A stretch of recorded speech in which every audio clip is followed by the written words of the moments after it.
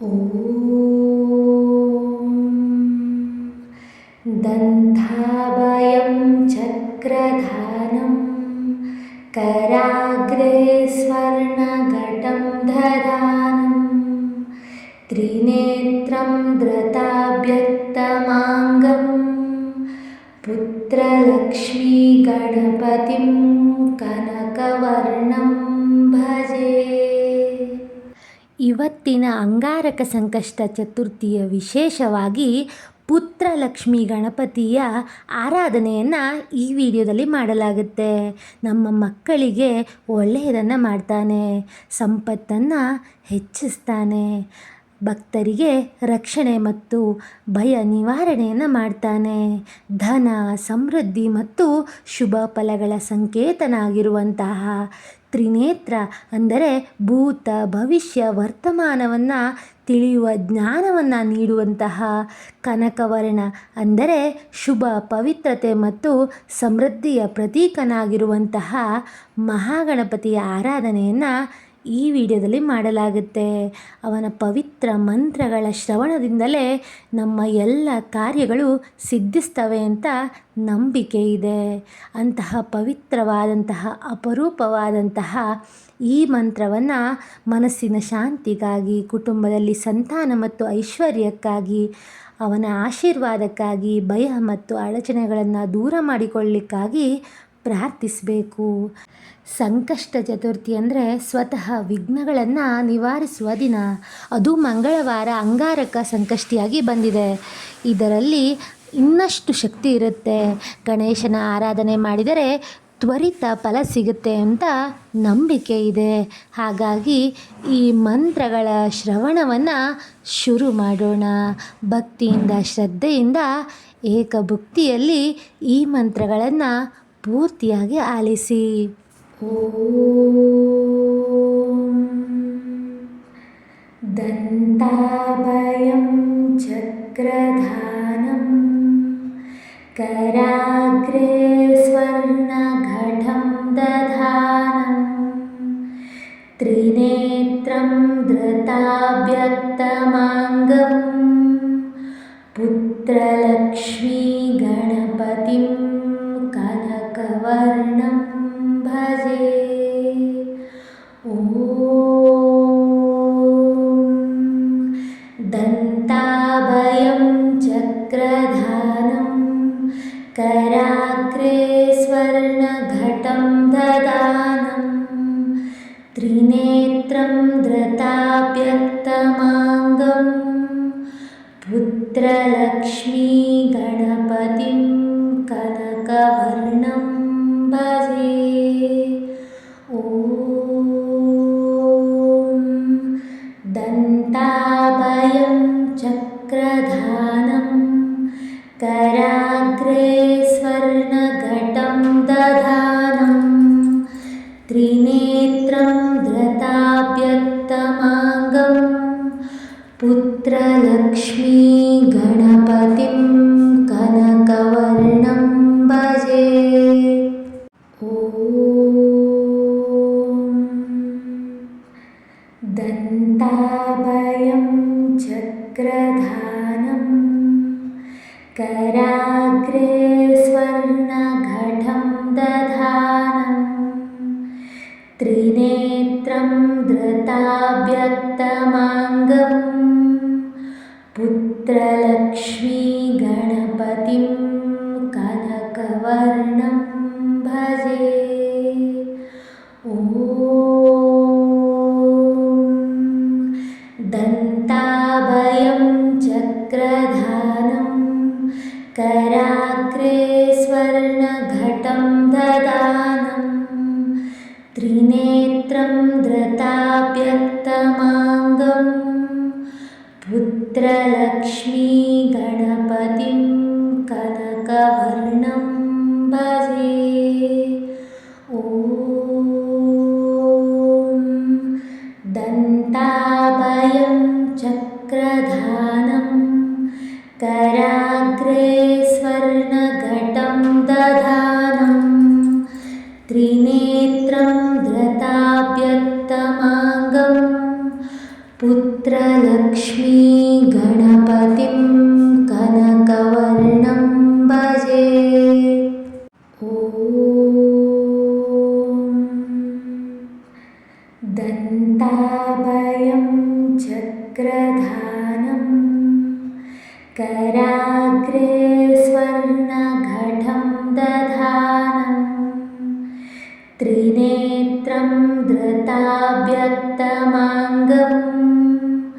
पुत्रलक्ष्मी गणपतिं कनकवर्णं भजे। ॐ दन्ताभयं चक्रधानं कराग्रे स्वर्णघटं ददानं त्रिनेत्रं धृताव्यक्तमाङ्गं पुत्रलक्ष्मी गणपतिं कनकवर्णं भजे। ॐ दन्ताभयं चक्रधानं कराग्रे स्वर्णघटं दधानं त्रिनेत्रं धृताव्यक्तमाङ्गं पुत्रलक्ष्मी गणपतिं कनकवर्णं भजे। ॐ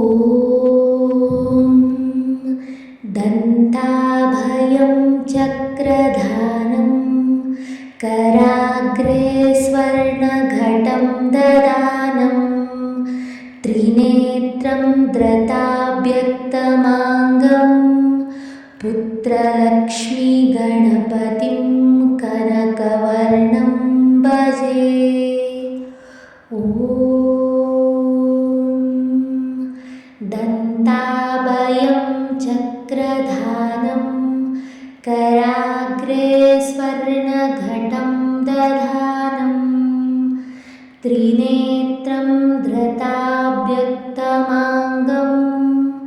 पुत्रलक्ष्मी गणपतिं कनकवर्णं भजे। ॐ दन्ताभयं चक्रधानं कराग्रे स्वर्णघटं दधानं त्रिनेत्रं धृताव्यक्तमाङ्गं पुत्रलक्ष्मी गणपतिं कनकवर्णं भजे। ॐ दन्ताभयं चक्रधानं कराग्रे स्वर्णघटं ददानं त्रिनेत्रं धृताव्यक्तमाङ्गं पुत्रलक्ष्मी गणपतिं कनकवर्णं भजे। ॐ दन्ताभयं चक्रधानं कराग्रे स्वर्णघटं दधानं त्रिनेत्रं धृताव्यक्तमाङ्गं पुत्रलक्ष्मी गणपतिं कनकवर्णं भजे। ॐ दन्ताभयं चक्रधानं कराग्रे स्वर्णघटं दधानं त्रिनेत्रं धृताव्यक्तमाङ्गं पुत्रलक्ष्मी गणपतिं कनकवर्णं भजे। ॐ दन्ताभयं चक्रधानं कराग्रे स्वर्णघटं ददानं त्रिनेत्रं धृताव्यक्तमाङ्गं पुत्रलक्ष्मी गणपतिं कनकवर्णं भजे। ॐ दन्ताभयं चक्रधानं कराग्रे स्वर्णघटं दधानं त्रिनेत्रं धृताव्यक्तमाङ्गं पुत्रलक्ष्मीगणपतिं कनकवर्णं भजे। ॐ दन्ताभयं चक्रधानं कराग्रे स्वर्णघटं दधानं त्रिनेत्रं धृताव्यक्तमाङ्गं पुत्रलक्ष्मीगणपतिं कनकवर्णं भजे। ॐ दन्ताभयं चक्रधानं कराग्रे स्वर्णघटं दधानं त्रिनेत्रं धृताव्यक्तमाङ्गं पुत्रलक्ष्मीगणपतिं कनकवर्णं भजे। ॐ दन्ताभयं चक्रधानं कराग्रे स्वर्णघटं दधानं त्रिनेत्रं धृताव्यक्तमाङ्गं पुत्रलक्ष्मीगणपतिं कनकवर्णं भजे। ॐ दन्ताभयं चक्रधानं कराग्रे स्वर्णघटं दधानं त्रिनेत्रं धृताव्यक्तमाङ्गं पुत्रलक्ष्मीगणपतिं कनकवर्णं भजे। ॐ दन्ताभयं चक्रधानं कराग्रे स्वर्णघटं दधानं त्रिनेत्रं धृताव्यक्तमाङ्गं पुत्रलक्ष्मीगणपतिं कनकवर्णं भजे। ॐ दन्ताभयं चक्रधानं कराग्रे स्वर्णघटं दधानं त्रिनेत्रं धृताव्यक्तमाङ्गं पुत्रलक्ष्मीगणपतिं कनकवर्णं भजे। ॐ दन्ताभयं चक्रधानं कराग्रे स्वर्णघटं दधानं त्रिनेत्रं धृताव्यक्तमाङ्गं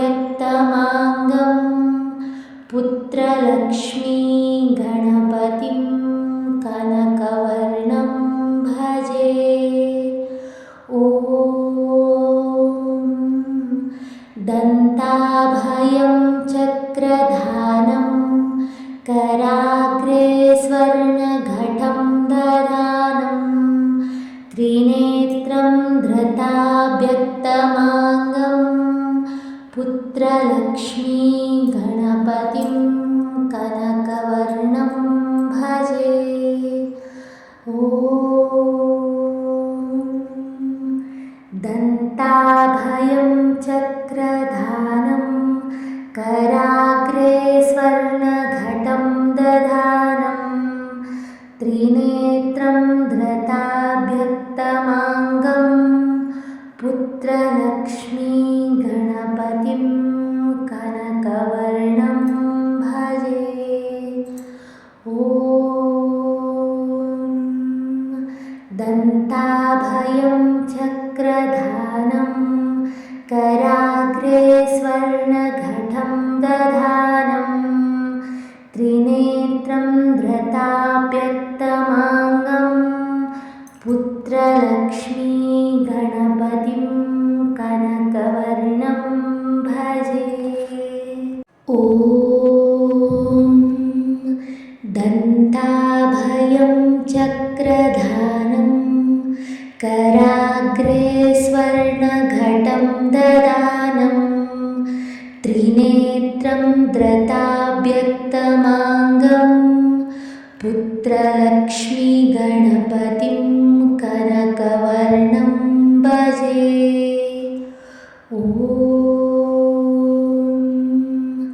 दन्ताभयं चक्रधानं कराग्रे स्वर्णघटं दधानं त्रिनेत्रं धृताव्यक्तमाङ्गं